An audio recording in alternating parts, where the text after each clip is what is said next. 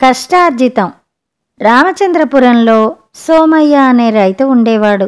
అతను చాలా కష్టజీవి.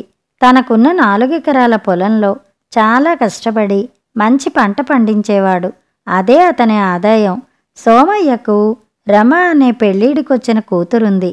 కాలికి బలపం కట్టుకుని తిరిగి ఓ మంచి సంబంధం ఖాయం చేశాడు. కూతురుకు హారం చేసుకురావాలని పట్నానికి బయలుదేరి వెళ్ళాడు. నగల దుకాణంలో అందమైన హారాన్ని ఎన్నిక చేసి కొన్నాడు. ఆ హారం పెట్టెను సంచిలో పెట్టుకుని ఊరికి తిరుగు ప్రయాణమయ్యాడు. సోమయ్య హారం కొనడం, పెట్టెను సంచిలో ఉంచడం గమనించిన దొంగొకడు వెంబడించాడు. వాడి కబుర్లు విని అతను తన ఊరే వస్తున్నాడని పూర్తిగా నమ్మాడు సోమయ్య. మార్గమధ్యంలో ఇద్దరూ ఒక చెట్టు కింద విశ్రమించగా సోమయ్యకు చల్లగాలికి కునుకు పట్టింది. అవకాశం చూసుకుని దొంగ సంచిని మెల్లిగా చేతిలోకి తీసుకుని చడీ చప్పుడు లేకుండా అక్కడ్నుంచి వెళ్ళిపోయాడు. మెలకువ వచ్చిన తర్వాత తన పక్కలో సంచి లేకపోవడం చూసి సోమయ్య నెత్తి నోరు బాదుకుని కాళ్ళీడ్చుకుంటూ ఇల్లు చేరాడు. దొంగ పట్నం చేరుకుని హారాన్ని అమ్మడానికి దుకాణానికి వెళ్ళాడు. ఆ నగరం కొత్వాలు రామ్మూర్తి తన చెల్లెలు పద్మజ పెళ్లి నిమిత్తం నగలు తీసుకోవాలని అక్కడికొచ్చాడు. ఇంతకు ముందు దొంగతనాలు చేసి చాలాసార్లు పట్టుబడిన దొంగను రామ్మూర్తి గుర్తించాడు.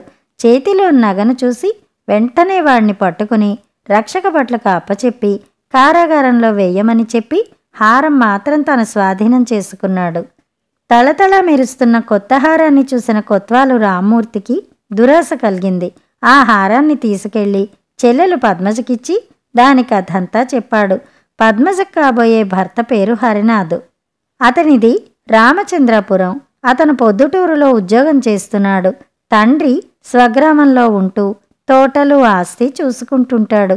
హరినాథ్ కుటుంబం సాంప్రదాయం ప్రకారం మగపిల్లవాడి పెళ్లి వాళ్ళింట్లోనే జరగాలి. అందుకని పద్మజ పెళ్లి రామచంద్రపురంలోనే జరగనుంది. ఆ రోజు పద్మజ హరినాథుల పెళ్లి రోజు. హరినాథ్ ఇల్లు తోరణాలతో బంధువులతో కళకళ్లాడుతోంది. హరినాథ్ ఇంటికి 4 ఇళ్ల అవతల ఉంటాడు సోమయ్య. హారం పోయిన నాటి నుండి దిగులుతో ఏ పని చేయకుండా గడుపుతున్నాడు. అతని కూతురు పెళ్లి ఇంకా 4 రోజులు మాత్రమే ఉంది. కూతురు మెడలో హారం లేకుంటే పెళ్లి ఆగిపోతుందనే భయంతో అల్లాడిపోతూ ప్రతి క్షణం హారం దొరికేలా చేయి స్వామి అని ఏడుకొండలవాడిని వేడుకుంటున్నాడు. ఇంకెక్కడి హారం? మన దురదృష్టానికి దేవుడేం చేస్తాడు? ఇక ఆశ వదులుకోవలసిందే అంటూ నిట్టూర్పులు విడుస్తోంది సోమయ్య భార్య. వాళ్ళ ఇంటికి 4 ఇళ్ల ఆవల జరుగుతున్న పెళ్లిలో పెళ్లి కూతురు పద్మజ మెడలో వాళ్ళు పోగొట్టుకున్న హారం ఉందనే విషయం ఆ దంపతులకు తెలియదు. హరినాథ్ పద్మజ వివాహం చాలా ఘనంగా జరిగింది. బంధువులంతా వెళ్ళిపోయారు. ఉద్యోగానికి సెలవు లేదని పెళ్లితంతు ముగియగానే భార్యను, కూతురు జలజను చెల్లెలికి తోడుగా వదిలి వెళ్ళిపోయాడు రామ్మూర్తి. ఆ రోజు పొద్దుకుంకే సమయంలో పద్మజ హారాన్ని తీసి దాచాలనుకుని ఒక చిన్న అందమైన పెట్టెలో పెట్టింది. అది చూసిన జలజ ఆ పెట్టెను తనకి ఇవ్వమని గారం చేయటం మొదలుపెట్టింది.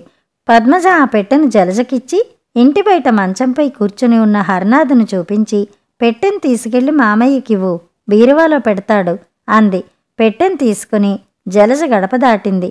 అంతలో అవతల గోడపై ఉన్న కోతి పాప చేతిలో అందంగా కనిపిస్తున్న పెట్టెను చూసి తినే వస్తువని భ్రమపడి కిందకి దూకింది.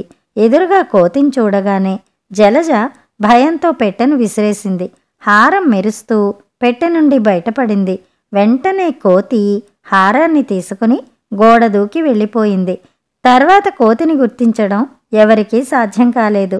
హారాన్ని తీసుకెళ్లిన కోతి సోమయ్య ఇంటి పెరట్లోని చింత చెట్టెక్కి అటూ ఇటూ కొరికి చూసి చెట్టు మీద వదిలేసి వెళ్ళిపోయింది. ఉదయమే నిద్ర లేవగానే ముఖం కూడా కడక్కుండా పోయిన హారాన్ని తలుచుకుని కుమిలిపోతున్న సోమయ్యతో ఎలా జరగాల్సి ఉంటే అలా జరుగుతుంది. దిగులు పడితే పోయిన హారం వస్తుందా? ముందుండాలి జాగ్రత్త. వెళ్ళి చింతాకు కోసుకురండి, వంట చేస్తాను అంది సోమయ్య భార్య. సోమయ్య కాళ్ళిడ్చుకుంటూ వెళ్ళి చెట్టెక్కాడు. చెట్టు మీద హారం సోమయ్య కంటపడింది. ఆ హారాన్ని గుర్తించి చెట్టు దిగివచ్చి భార్యకిచ్చి విషయం చెప్పాడు. అంతా ఏడుకొండల వెంకటేశ్వర స్వామి దయ అంది సోమయ్య భార్య. అవును, నిజమే. ఆ ఏడుకొండల వాడైనా కష్టార్జితమైతేనే అసలు మనిషికి చేరవేస్తాడు. ఇది మన కష్టార్జితం కాబట్టే ఎవరు తీసుకుపోయినా దక్కకుండా తిరిగి మనకే దక్కింది అన్నాడు సోమయ్య పరమానందంతో. కథ సమాప్తం. కథ కంచికి, మనం ఇంటికి.